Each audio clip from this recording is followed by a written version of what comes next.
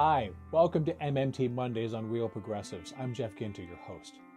Tonight we're going to go back about a year ago. No, actually it's close to about 2 years ago on Real Progressives. Steve Grumbine interviewed Raul Carillo, one of my favorite people.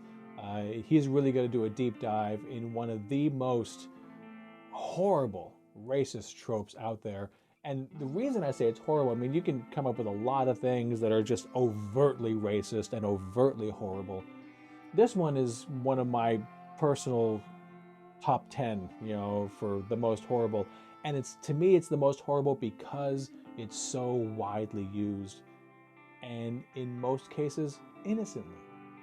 Most people that use the term taxpayer money don't realize that they're being racist. They don't understand what it means because to them, taxpayer money is an important concept. They believe, because they've been told to believe, that the federal government needs your money to be able to finance its spending. So of course, government needs to raise revenue. And they can see the evidence of this everywhere, from their own finances to the finances of cities and states. There's tons of examples of governments that need to raise money to be able to do anything, but not at the federal level. At the federal level, to say taxpayer money is a racist idea. And Raul's going to do a deep dive in exactly why. So I'm hoping that you enjoy this. I hope it opens your eyes. I hope you stop using that phrase if you ever did. And I hope you share this around. Because once you realize that you're doing wrong, you want to change, you want to do better. And if you're anything like me, you would have hoped that someone would have told you a long time ago, I've been doing wrong for a long time. Why didn't anyone tell me? Well, now we're telling you. We're doing you a favor. We're making you better. Now, pay it forward. Share this video, share it around. We'll be back at the end to talk more. All right, everybody. Thank you for joining us. This is Steve Grumbine with Real Progressives. Tonight, I have friend and fellow modern monetary theorist, Raul Carillo. Raul is from the Modern Money Network, and he is one of the smartest guys I know. He's written some incredible writings. I mean, like there's one from Splinter. We provided the link earlier, where he talked about the taxpayer, the myth of the taxpayer dollar. This is a guy who's out there fighting every single day. Really, really want you all to give it up for Raul Carillo. Welcome to the show, sir. Glad to be here, Steve. Glad we could finally make this work out. Look forward to talking about things today. Not sure how you'd like to proceed, but I know that I'm happy to talk about MMT from both a bit of an activist perspective and also a lawyer's perspective, which I know is not necessarily customary on the show. So we're getting a little bit of a different lens here, which I hope is helpful to people. It's going to be real helpful. So do me a favor. So tell us a little bit about who you are and what you do at the Modern Money Network so folks understand exactly where you're coming from. Sure thing. So I'll give a little bit of just a panoramic view of what I do within the MMT world and without, so that people have a sense of that. And then I'll talk a little bit about the history of the Modern Money Network, how we came to be, and kind of the lens that, again, we're bringing to all of this, great movement that everyone's working on here at Real Progressives and elsewhere. So I'm currently actually an anti-poverty attorney by day. You could call it an economic justice attorney as well if you wanted. For the most part, so I work at a nonprofit called New Economy Project. I'm not here representing them today, but I think it's helpful for you to know what I kind of do day to day to see how a lot of this theory that we talk about, intersects with some practical things that I'm fighting for, so to speak. So the New Economy Project is about 20 years old. It's located in New York City. And one thing that we do is we help folks fight debt collectors, banks, anyone who's starting to take advantage of them through the financial system essentially. And I operate a hotline every day. Folks call with problems that they have with, the money power. They come in here and we chat a little bit about that when we try to find ways to help them. The other thing that we do is local community economic development and try to facilitate that. So we help build worker co-ops, financial cooperatives like community development credit unions, community land trusts, all these sorts of democratic enterprises, which, as we'll discuss later, require funding ultimately to operate. And then the other things that I do, in addition to the Modern Money Network, which you mentioned, is I am a director for the National Jobs for All Coalition, which is a organization of JG advocates that formed at the end of the last historical movement for the job guarantee, when Coretta Scott King was out in the streets leading the fight. And there's some friends of MMT as well as some MMTers involved with that organization. And then the other group is, of course, the Global Institute for Sustainable Prosperity. I am a research fellow there and look forward to working with them more in the future. But my main hat is really the Modern Money Network. And the Modern Money Network started off in 2015 as a collection of law students, now lawyers for the most part, although the chapter there is still operating, as well as at a few other campuses now. But it was folks who didn't really have a sense that we were being taught what law and political economy was, what law and macroeconomics was, outside of the traditional school of law and economics, which started at the University of Chicago and exchanges a lot of concepts with neoclassical economics, even with New Keynesian economics, and the kind of folks that we find ourselves in opposition with or against often on the economist side. And we started looking at this thing, MMT, and we all got there by various different paths. But we were like, modern economics, the crash that happened recently, doesn't give us the answers to analyze the economy as a lawyer. We don't know how the institutions work. We don't know how things operate on a day-to-day basis. And this paradigm, this new thing that we're looking at, actually gives us some kind of lens into the practicality and the administration and the rules of the game for the economy. Since then, we've expanded into a organization with several chapters across the country. We've had events in Europe, Australia, and Brazil. And we're looking forward to expanding more and to taking a key role in the MMT conference in September and really focusing on getting an interdisciplinary perspective. For all of this, that's not just the law. We have a humanities division that's doing great work. We're trying to bring in historians, sociologists, all these other people who have so many things to say about the economy, but don't necessarily get a voice. Perhaps most importantly, we are connecting to other social justice movements. We kind of see ourselves as providing, a particular software or a particular kind of way of looking at things that can be helpful to people who are fighting for the things that, all get us going in the morning. Not everyone is necessarily excited about reforming the monetary system. What it takes is conversations, as you know better than anybody else, Steve, about why this is important for all these other things. And for me, why it's important to meet just ends. So that's a little bit about what we're doing. It's fantastic. So what I want to do is you and I discussed this when we planned this talk out. And there's two real primary things that we want to dress down on. First thing is the idea of the taxpayer dollar. The article you and Jesse Meyerson wrote in Splinter was just epic. I probably share it once a week. I don't think it can be shared enough. If I could share it daily without looking like a stooge, I would share it every day. It's just that good, because seriously, this is, I've been running around saying, taxes don't fund spending at the federal level. And everybody says, oh, blah, blah, blah. But when you broke it down, the thing you did was you hit these social justice movements right where they needed to hear it. And that is, tell me what a taxpayer looks like. What do you think a federal taxpayer looks like? Do you think that's a young African-American, that's living in a shelter? Do you think that it's a young Latino that is literally being asked for their ID in the middle of the streets? What do you think a taxpayer looks like? And the idea of this racist, xenophobic term that is used very, very cavalierly by both Democrats and Republicans and really mainstream media, et cetera.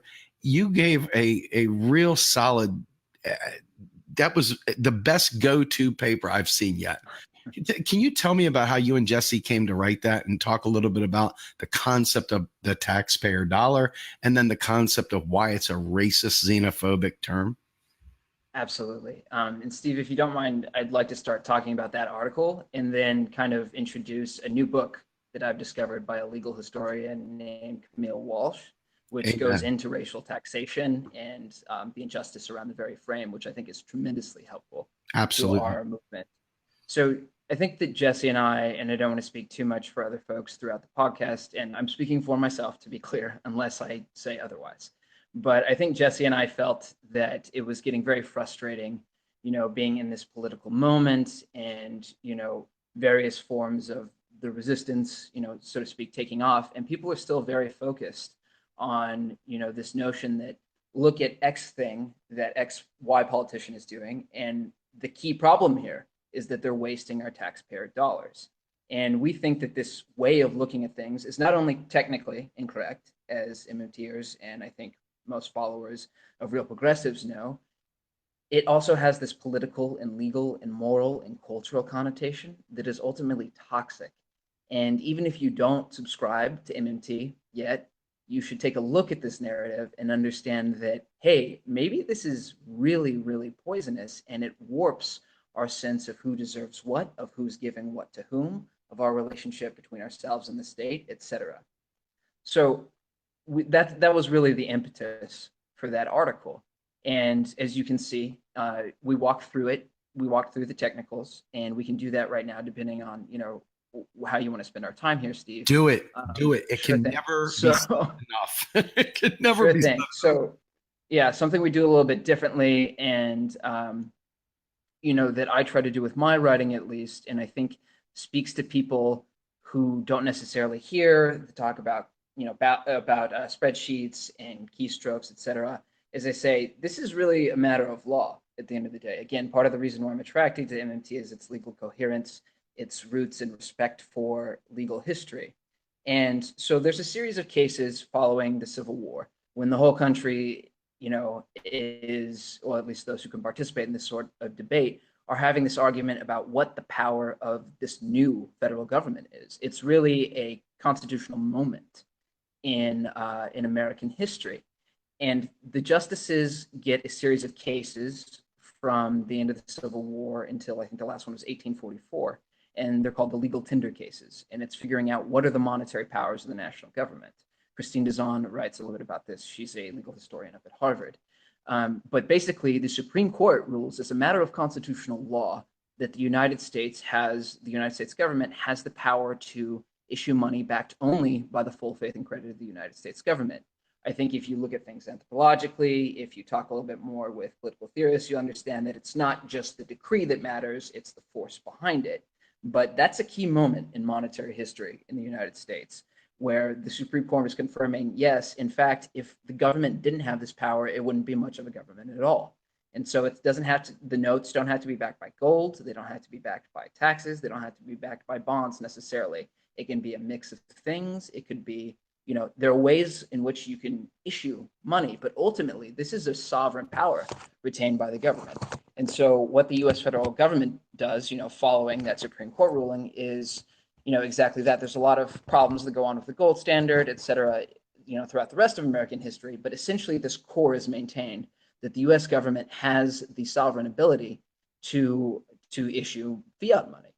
And so again, that's what we do. Congress votes, and then the Treasury and the Federal Reserve really figure it out on the back end. And that conversation with how to put the money to, like, the actual bank account that the Treasury uses to credit other banks' accounts and thus spend money, that conversation between the Treasury and the Fed and all their really, really boring lawyers has gone many different ways over the course of history. But at the end of the day, whether we're talking about bonds or whether we're talking about taxes, this is new money. And as it's talked about throughout American legal history, this is the power to create and the power to destroy. It is not necessarily robbing Peter to pay Paul, if that's how you want to look at it. That's absolutely fantastic. I want to get your assessment on something because, I'm trying desperately. Our team tries to boil things down to people that normally wouldn't pay 5 seconds of attention to longer dissertations, right?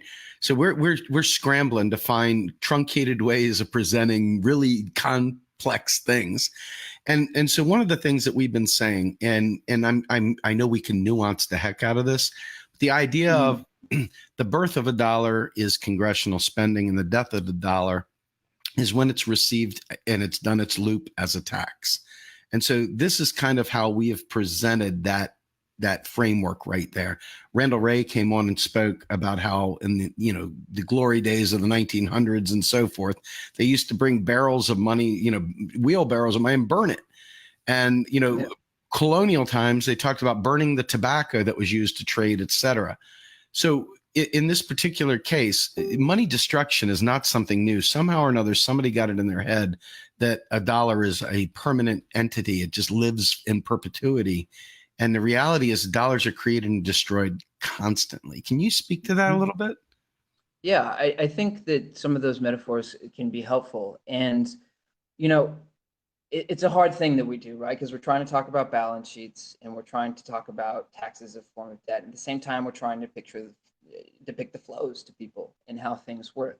One way that I actually find is, and we do this a little bit in the piece, is I think it's helpful to encourage people to think about all the other ways in which the government funds that general account again, and or increases assets or equity on its balance sheet.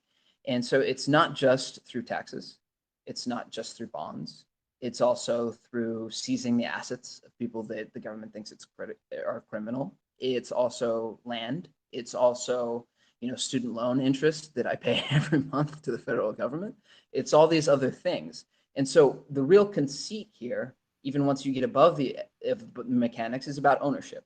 And it's about this idea that what the federal government needs in order to spend money is tribute, essentially. It's got to come from you. If I'm going to help somebody, it's got to come from you. And that's how really power relationships are kind of cemented.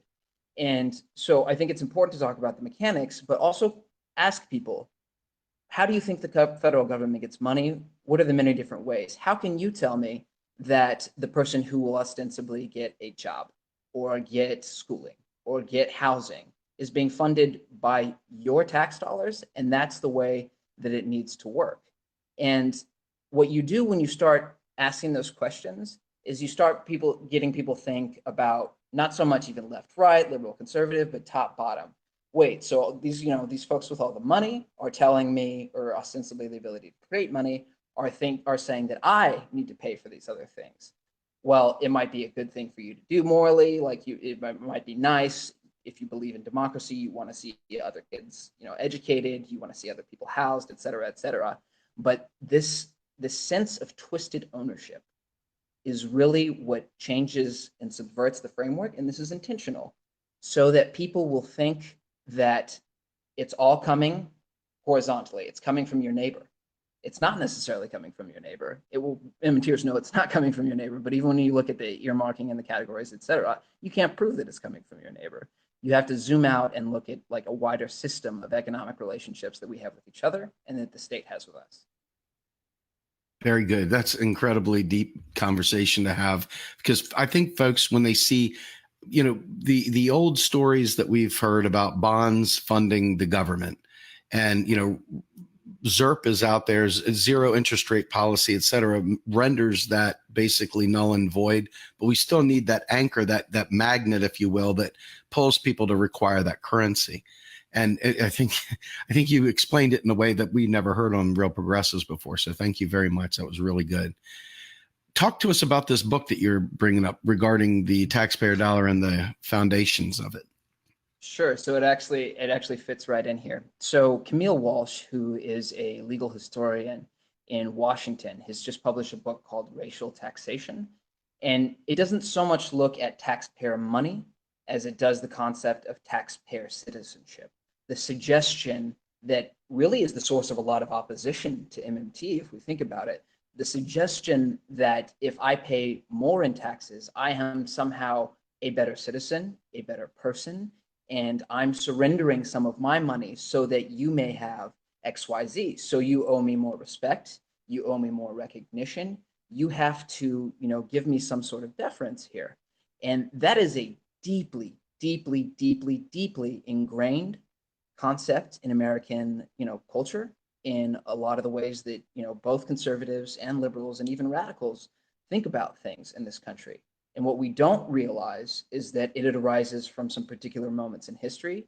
It is part of a political project. This idea of taxpayer citizenship is also tied to misunderstandings about what taxpayer money is. And we hope to unwind the concept of taxpayer citizenship through, in part telling people how public money actually works as in comparison to taxpayer money.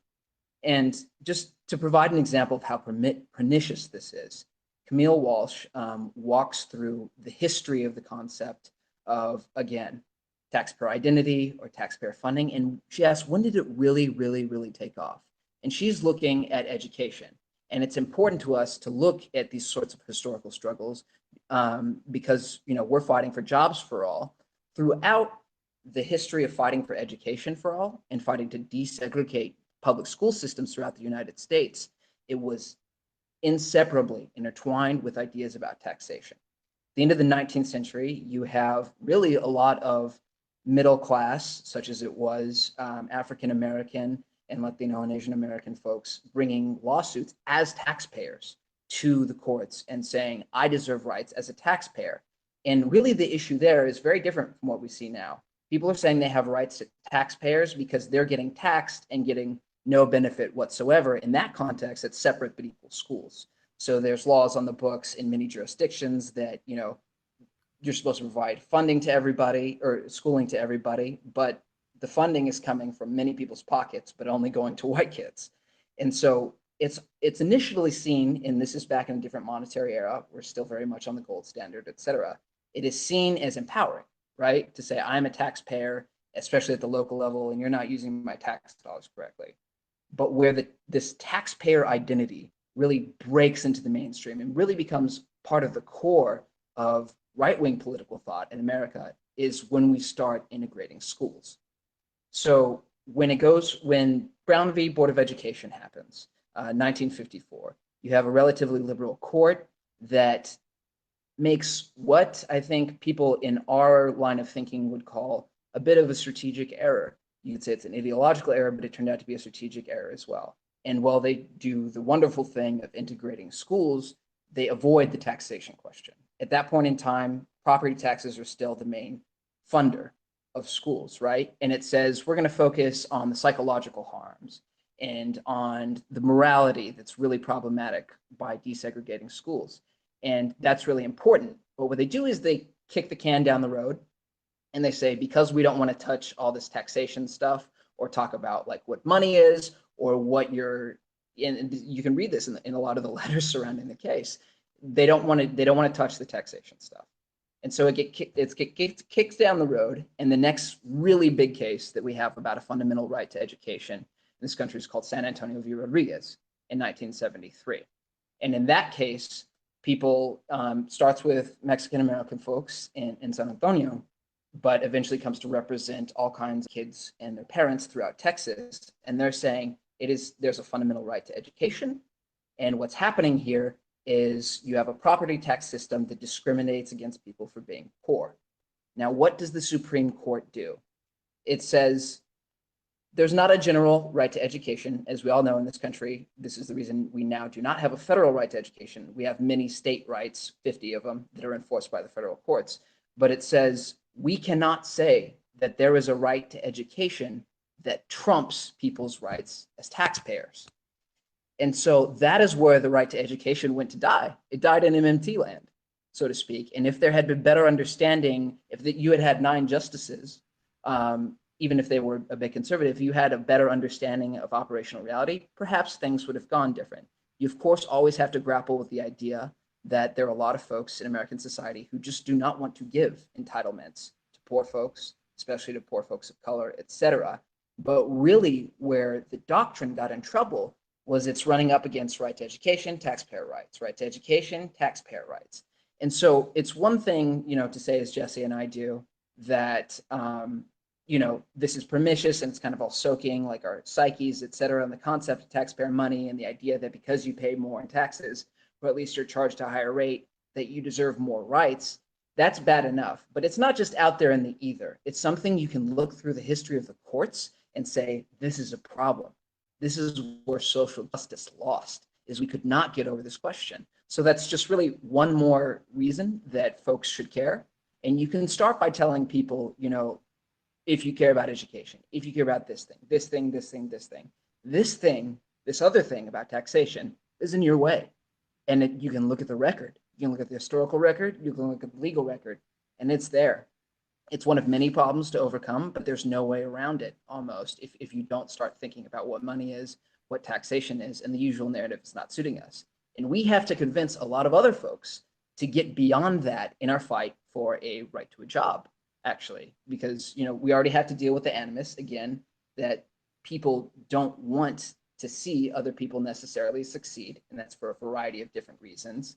But there's also this idea, again, that you were robbing Peter to pay Paul. And if we can attack that a bit head on, our political battles, our protests in the streets, our conversations with family and friends, and eventually defending whatever legislation we pass in front of the courts is going to be a hell of a lot easier. And in fact, I don't see how we get around one fight without addressing the other one. I love it. The right wing of this country, coupled with the pseudo right wing of the Clinton side, the Clinton Democrats, if you will, they have basically made the weapon, how are you going to pay for it?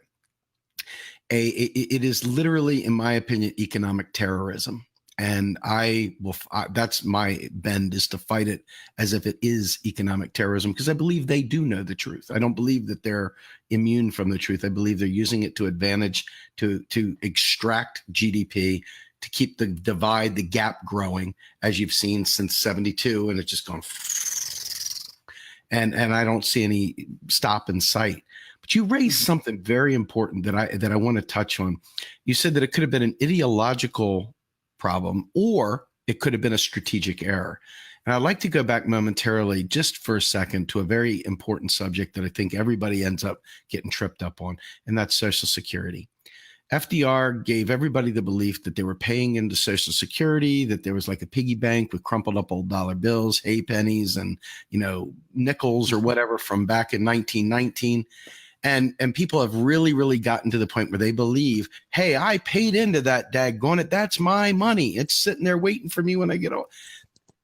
Talk about this strategic error, if you will, and talk about how it has, because you've got Democrats, they mean well, they have all the best interests, but they sit there running around talking about how the Republicans raided Social Security, it's going bankrupt. They don't realize they're actually playing into the very scheme, if you will, that seeks to privatize Social Security by sitting and trying to defend it the way they do.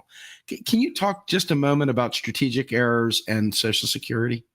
Sure. And I'd like to begin with just the note, I think, that you can attack both the actual model for funding Social Security and say that it has problems, while recognizing that it was a different political and somewhat differently monetary situation when FDR was creating this plan, when activists were out in the streets advocating for Social Security, et cetera.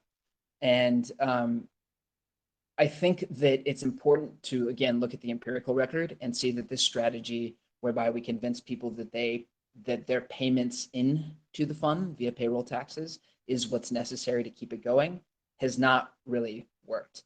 And you can see the appeal there. If you tell somebody that this is yours because you've paid into it, then they're more likely to think, hey, hands off.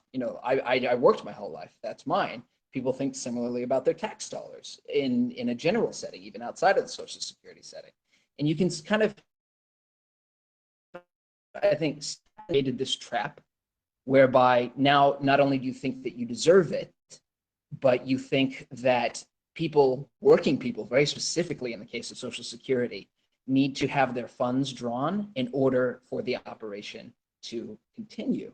And that's really where the problem is. There are a million ways to say that people deserve Social Security. You could create a right.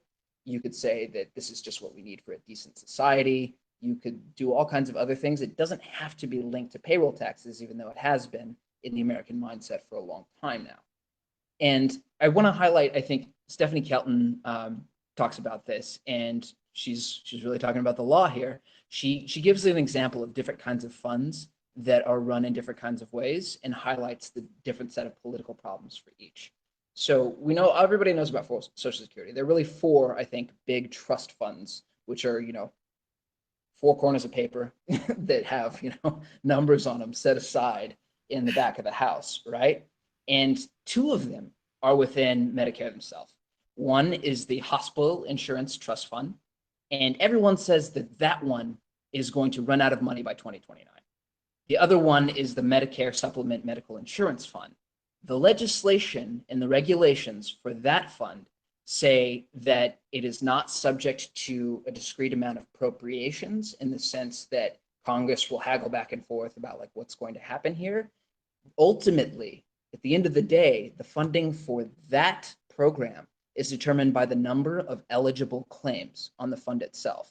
How many people are saying, I have a right to that Medicare money, as opposed to how much money is left in the pot. And that's huge. That's really big for our fight for a right to a job. That's really big for, anything else really that progressives want to roll out here.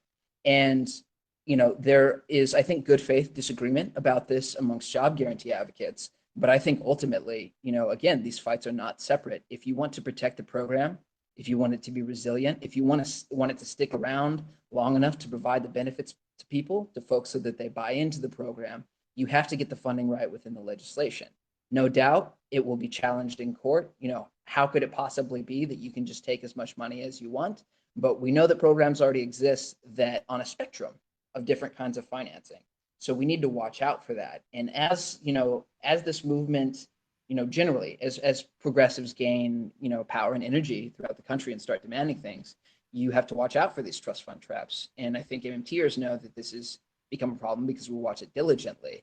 And that really is like a good role I think people can hear. And again, you can lead with the fact that like folks think that grandma's eating cat food because, the trust fund's out of money, and not because maybe the law wasn't written with as much foresight as to be expected, or perhaps it's not up to date with our monetary system. That's great. What I want to do now, because you just did a great job, I really appreciate that. That's going to be cut up and used multiple times. What I want to say is this. So as we push for a federal job guarantee ourselves, we are pounding that drum here like you wouldn't believe. And of course, we come head to head with our friends, the UBI folks, the Universal Basic Income folks. And what we've tried to say is, hey, listen, 40,000 people a year commit suicide from joblessness. We have a situation where there are millions of people that are unemployed that do not wish to be unemployed. And there are people in particular, vulnerable communities, like let's just use Flint, Michigan, because it's easy. The people in Flint, Michigan, if we had a federal job guarantee, would be able to leave Flint, Michigan, go somewhere else, drink clean water, smoke marijuana safely, whatever, in Colorado, wherever the heck they want to go. And women that are in very, very bad domestic violence situations, for example, suddenly have mobility because they're worried, oh my God, I'll be left destitute, et cetera. Federal job guarantee gives them, well, we'd like to believe it would give them a living wage, living benefits, a citizen's benefits. We like to look at it as citizens' benefits versus the welfare side of this. And so as we push this forward, the UBI folks always counter, hey, what about automation? And I'm like, well, I have an autistic son, and my autistic son is not going to be helped by a robot. And we have bridges throughout the United States that literally are derated. You take your life into your own hands. Not that this would be the quote unquote job guarantee, but it would pull people out of currently lower tier jobs, put them into those jobs, because just maintaining our infrastructure is a job guarantee for a long, long time if we just funded it. But to provide that base level of resetting the economy, making it the quote unquote labor standard, as Ellis would say, and ultimately providing people with a way out. Here is an opportunity to not let the capitalist control them. They have an opportunity to pick something other than that. And they have the opportunity to never be unemployed again if they choose to. talk to me a little bit about the fight that we see. Pavlina's constantly in it. You're in it. Everybody's in it. Y'all were fighting with Matt Brunig the other day about UBI versus federal job guarantee. Let's start there, and then we can roll into a larger job guarantee discussion. Sure thing. Yeah, so as you know, Steve, I agree with a lot of what you just said, if not all of it.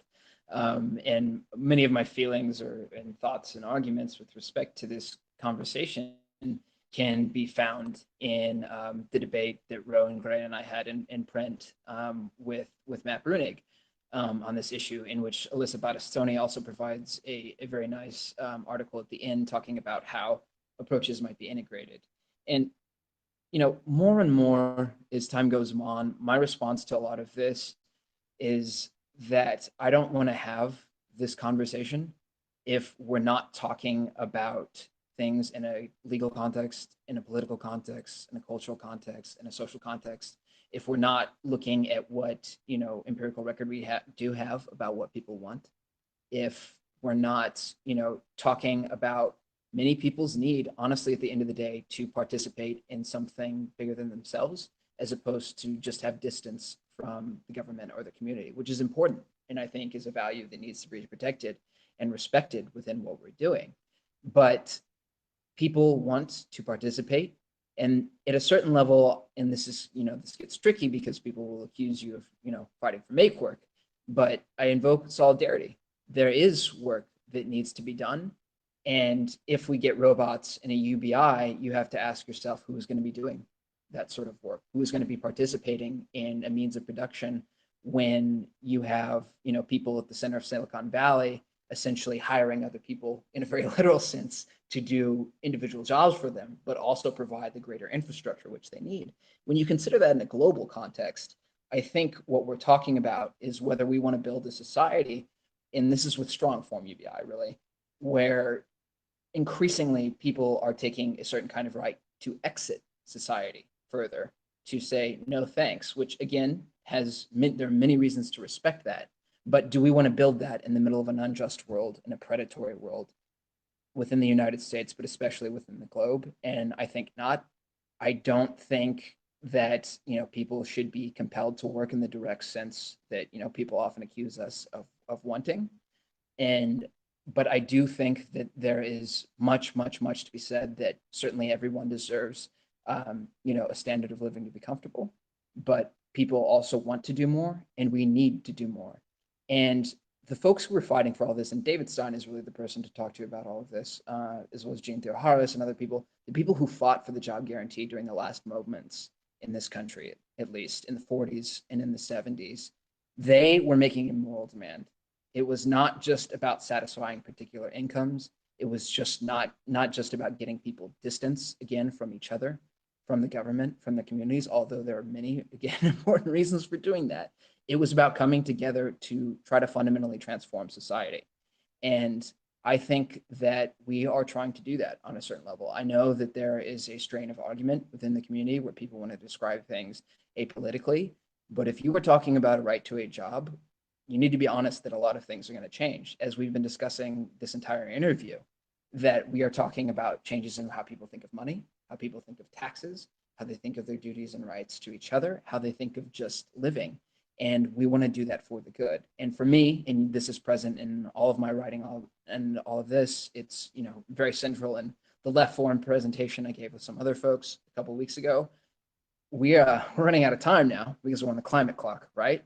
So you could say that what does UBI do to confront climate change? Well, it stops people from engaging in the industrial system that produces things. But if the other part of your argument is that robots are also just going to keep producing all those things and creating all the emissions, then we're not confronting the industrial system and the financial system that sits on top of it. We're not doing what we need to do to literally survive as a species. And I know there's been a lot of argument on the internet about how much the JG can actively do to combat climate change. My dear friend and colleague Nathan Tankis talks about the billions of trees that the CCC planted, and that's just one example. There is a lot of non-capital intensive work that people can do, and I think people are going to have a better time planting trees, or I know I would, or rebuilding Flint, or rebuilding Houston, or rebuilding Puerto Rico, instead of going to work for McDonald's, instead of going to work for TJ Maxx. There's a giant cultural thing that is happening here. And I think it's about a bit more than just satisfying incomes. I agree 100%. I want to ask you a question. Obviously, the bulk of the constraints that we have are political. They're not operational. They are political.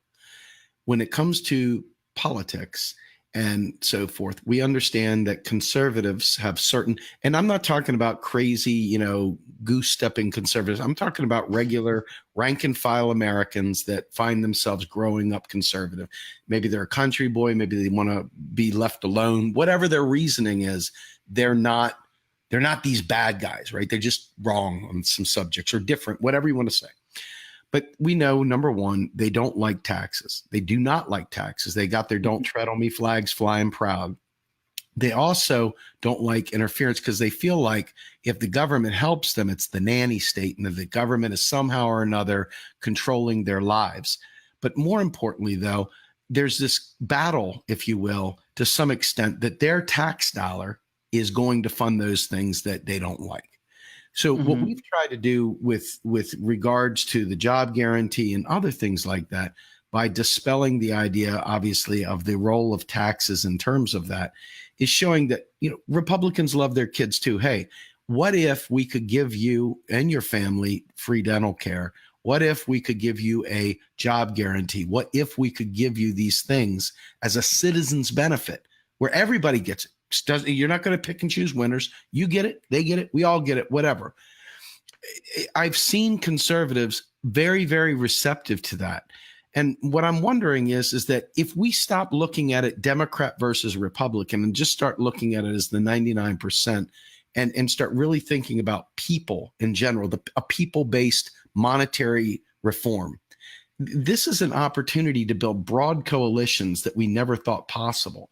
And I believe, and I'm probably wrong, but I really do believe in my heart of hearts that between a federal job guarantee and providing these benefits, by investing in infrastructure, investing in green energy, investing in R&D, investing in school, investing in healthcare, et cetera, you're going to have so many good jobs where they're going to have to train new people to fill it because we won't have enough of those bodies to fulfill the demand that we'll have.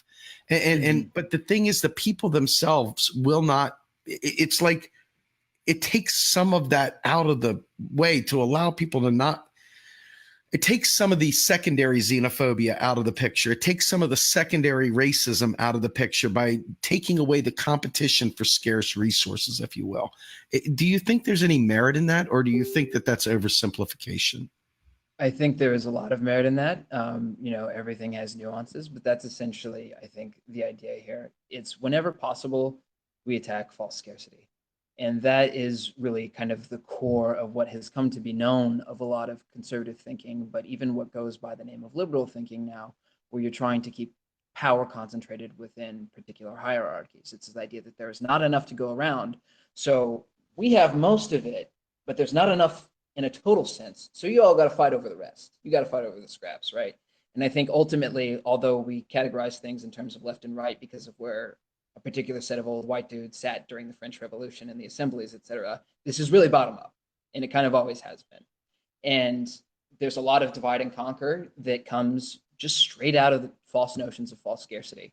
And so attacking the idea that there are a finite number of dollars in the world, that there are a finite number of jobs in the world, and that we all have to scramble and beat each other's throats for them is essential to coming across this. I happen to think that the job guarantee is a particularly good segue into this conversation Yes. when you're talking with conservatives. And I grew up on the US-Mexico border, so majority Latino, but lots of rank and file, just working class conservatives, country boys and girls and country folks, as you were indicating. And I have never met a single one who did not agree that it should be a right, that you should be able to work, that there should be a job for you if you want to work to, to feed your folks and to feed yourself. I have never met anyone that fights that. The kind of Republicans I meet who don't like that are the ones that don't wear jeans And they don't ride the subway either. Those are the kind of Republicans Boom. who hate that notion. There's a reason it has huge political valence in this country. It's because we all participate in the labor system, or are alienated from the labor system and don't get to participate in the way we want, or we have shitty jobs or whatever. People have different opinions, but we're all roped in. So talking about the job guarantee is politically a way to get people to talk about power in a very different way. As for the intervention thing, I mean, we can walk through the history, et cetera, but I think you have to ask yourself whether it's a natural system that the US government, which has all the guns and all the power and the Constitution and the taxes, et cetera, has set up a system so that you have to go serve somebody else in order to work. And you can't serve your local community as a matter of right. You have to work to get the dollars to eat, as MMT says, but you have to get in a subordinate relationship to somebody else unless you have a lot of property to begin with. Does that system seem natural? Do bonobos do that? Do chimpanzees do that? Of course, we work more than any other species, but the point is that there's a lot of false naturalization that goes on here. And I really think that the right discourse is a way to break through that, because it speaks to people on a deep level, and it doesn't come up when we talk about UBI. It doesn't come up when we talk about robots, etc. But I truly think that people across the political aisle believe in this idea that you should be able to labor, and hopefully it's equitable labor. Hopefully you're not discriminated against. Hopefully it's not so shitty with whoever your JG administrator or boss it is, but everyone should at least be able to do that. Like, we're not asking for that much, Steve, when you think about it. No. The ability to work, and which is like a condition maybe we didn't want to be in the first place, but we're here. So can we at least all do that? Right. I want to ask you one thing. We're coming up on the hour here, and we can go a little bit over if we need to, but I want to try and keep as best to it as possible. There's a very important thing that it may be the most important thing, and I think it's especially important for vote blue folks and greens alike to hear this loud and clear. There is a constant, in fact, we've had friends of mine, people that have been around MMT too long to be saying this anymore, but they still continue to say, we need to cut the military spending by 50%, and then we can use that money to do X, Y, Z. And this is a repetitive, recurrent state of mind. It seems logical because in your home, you're thinking, gosh, man, if I just cut out DirecTV, then maybe we can go on a vacation in a couple months, man. So I'll cut there to spend there. And while we may want to get rid of the military, or we may want to cut it, or we want to repurpose it, or close bases down, whatever, there's a very strategic reason why the money is spent into the military. And it's not just to blow things up. It's because it's the one funding mechanism that everybody agrees to, that they can secretly fund throughout the country. Hey, man, we'll build steering wheels up in Connecticut. We'll build that bolt down in New Mexico. We'll build a wing over there in North Dakota, whatever. And they spread this out. And this is how they flood. This is like the secretive funding method, I think. But there's also that belief that, well, we just got to cut the military. Maybe we want to cut the military for moral reasons because we don't want to bomb people anymore. Maybe we want to get away from this idea of being an empire, whatever the rationale. But my question to you is, how can we break them of the belief system that we can't spend on Medicare for all or free college or getting rid of student debt before we cut the military? This to me is a non-starter. It is the progressive give-up strategy. It is what liberal Democrats have done for forever. In my entire life, that's the thing they put out there. And it's like, the more I know, the more I realize that's them putting their poison pill into what they're fighting for so that they can ensure it doesn't come to pass. Can you talk about that for just a second? Sure thing. This is certainly omnipresent, as you've been indicating. And, really my kind of short answer to this, and I'll be clear, I want to reduce military spending. I think like many other people, I want to stop doing a lot of things with public money via the military, but we don't have to, as you indicated. And it may not be the first order issue that we get to.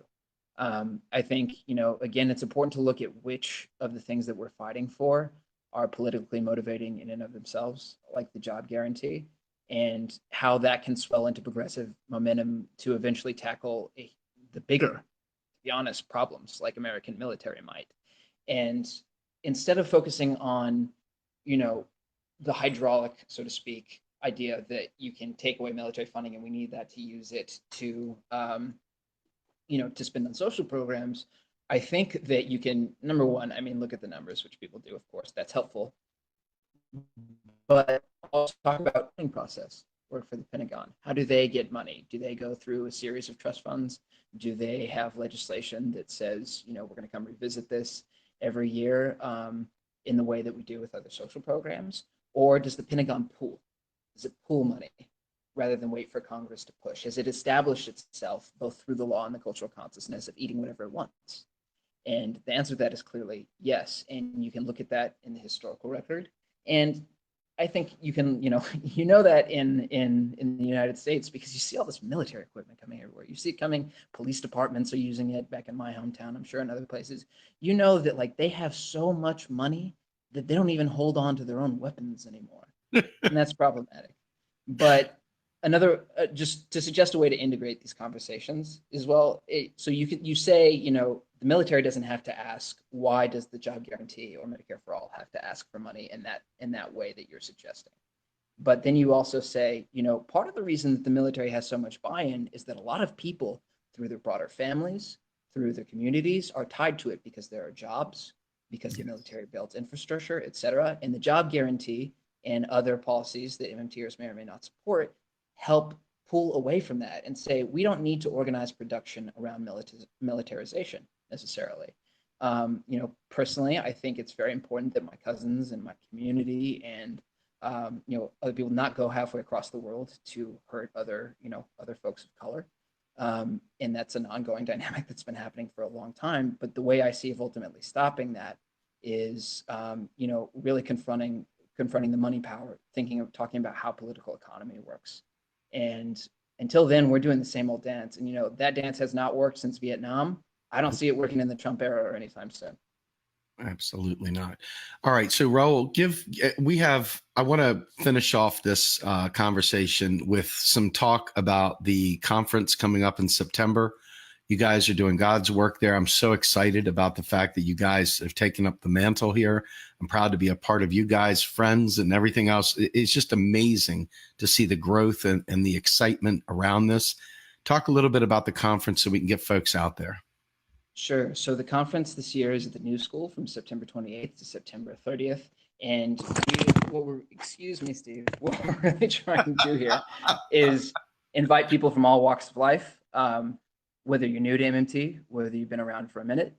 We're trying to invite activists, organizers, lawyers, sociologists, historians, economists, et cetera, because it's time to build bridges with other movements. And it's time to really start talking about how do some of these ideas that we've been discussing for years, seemingly in silos, how do they bust out and how do they eventually concretize politically?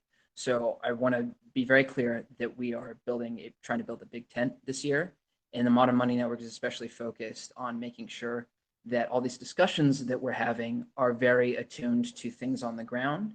And that especially includes interests with respect to, or analysis with respect to race, to gender, to various forms of identity, to geopolitics. We really want to have all the good analysis come in and talk to each other, because that's the only way we're going to win at the end of the day, if we're going to be honest, Steve. I think morally I could make a case why you should care about each and everything that any activist is doing in the United States, but we need each other. David Stein, again, historian, is quoted, I believe now, as saying that our movement is going to have to be stronger than the previous movements for right to a job, obviously, even though we benefit from some better political context in the sense that we're not fighting people who are worried as much about inflation, we're not fighting Jim Crow, et cetera. Our movement is going to have to be more powerful than the civil rights movement was, because finance is entrenched, surveillance is here. If people really want to live in a world that is more democratically run, with more rights to these very basic things in life, we need to connect, we need to integrate and synthesize our struggles. And so we look forward to having all sorts of people there in New York this year, and really encourage everybody to come out. Fantastic. Raul, this was fantastic. I think everybody here, I'm looking at the comments, and when you're done, please do look at the comments. You've got a lot of really good support, really great opportunity here. but I want to thank you so much. It was well worth the wait. I've wanted to have you on here for a very, very long time. I think you're an eloquent speaker. I think you've got a great perspective, and you're an excellent communicator. So thank you so much for joining me tonight. Thank you all for joining us. I look forward to meeting you in New York. I've seen you in Kansas, but I'm looking forward to seeing you again. Sure thing. Sounds good. All right. Have a great one, everybody. Thank you, Raul. Bye-bye. Bye-bye. Hi, welcome back. So what did you think? Do you have questions? Leave questions in the comments below and we'll answer anything that we can. So I hope you understand this idea of taxpayer money. This whole thing sets up me against you. And it sets up an idea that my value is derived from the fact that I pay taxes. I pay taxes, ergo you must listen to me. I pay taxes, ergo you must do what I say. Not by virtue of the fact of citizenship, not by virtue of the fact of your humanity, but by virtue of the fact that I pay taxes, therefore I have value. And then therefore it logically concludes that the more I pay in taxes, in dollar amounts, not even in percentage of my income, but just in dollar amounts, the more I pay in taxes, the more value I have. So a rich person is always going to be more valuable than someone who isn't rich. Which means the homeless have no value. Which means marginalized communities have no value relative to people who pay more. The more affluent you are, the more value you have. And who is usually, traditionally, not exclusively, but usually traditionally less well off? People of color, marginalized communities. Women make, 86% of what a man makes, 86 cents on a dollar? Clearly less value. What is the wealth equivalent of people of color versus white people? They have less value. And it's racist as hell, it's sexist, it's classist. And it's got to stop. And it's not going to until we stop it within ourselves. So I hope you learned something. I hope you got something out of this. I hope you share this around. So stop using the term taxpayer money at any level. I mean, it's obviously untrue at the federal level, but even at the state level, it's still racist. It still means your value is derived from how much tax you pay. And that's not the metric we should be using in a just, fair, and equitable society. Your value should be derived from your humanity. You're a carbon-based life form, you have value equal to that of Bill Gates. We'll see you next week.